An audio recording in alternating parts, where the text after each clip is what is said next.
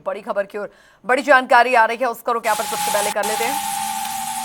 बड़ी खबर, बड़ी जानकारी। इस बीच हरियाणा नगर निकाय चुनाव से जुड़ी आ रही अहम अपडेट। प्रत्याशियों के नाम वापसी का आखिरी दिन है आज। जी हाँ, बता दें आपको, आज आखिरी दिन है, यानी जो प्रत्याशी चुनाव नहीं लड़ना चाहते वो अपना नाम वापस ले सकते हैं। 10 मई को नगर निकाय चुनाव के लिए वोटिंग होनी है। जानकारी आपको दे दें, 13 मई को निकाय चुनाव की मतगणना होगी, नतीजे आएंगे। हरियाणा नगर निकाय चुनाव से जुड़ी आ रही है अहम जानकारी, अहम अपडेट आपको दे रहे हैं। प्रत्याशियों के नाम वापसी का आखिरी दिन आज।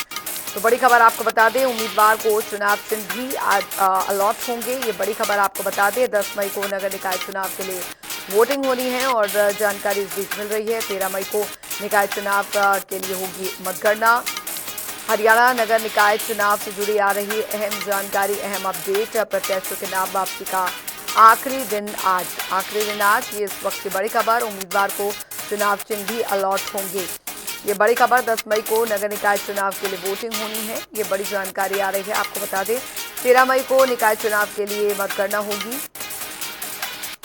हरियाणा नगर निकाय चुनाव से जुड़ी आ रही बड़ी अपडेट आपको देते चल रहे हैं। प्रत्याशियों के नाम वापसी का आखिरी दिन आज, तो उम्मीदवार को चुनाव चिन्ह भी अलॉट होंगे। ये इस वक्त की बड़ी खबर आपको बता रहे हैं। वरिष्ठ संवाददाता पवन सिवर हमारे साथ फोन लाइन पे जुड़ गए हैं ज्यादा जानकारी के साथ। पवन, हरियाणा निकाय चुनाव को लेकर ये बड़ी अपडेट के प्रत्याशियों के नाम वापसी का आज आखिरी दिन है।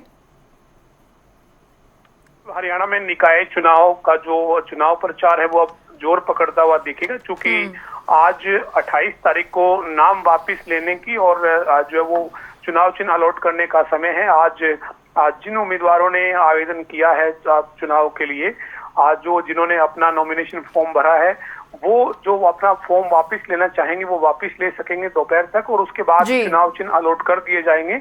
और अब चुनाव चिन्ह अलॉट होने के बाद पूरे तरीके से प्रत्याशी मैदान में आ जाएंगे और इसके बाद चुनाव प्रचार जो है वो जोर पकड़ता हुआ दिखेगा। हरियाणा में 10 मई को निकाय चुनाव के लिए मतदान होना है और 13 मई को नतीजे आने हैं।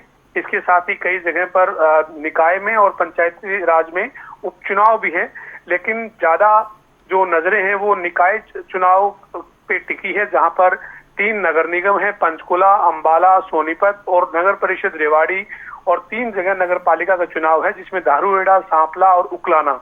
यहाँ पर जो है वो तमाम राजनीतिक दल जो है वो अपनी अपनी ताकत दिखाते हुए नजर आएंगे। लेकिन 13 मई को जो नतीजे हैं वो स्पष्ट करेंगे कि किसके चुनाव प्रचार में, किसके दाव में कितना जो है वो दम था और वो किस तरीके से हकीकत में बदलते हैं।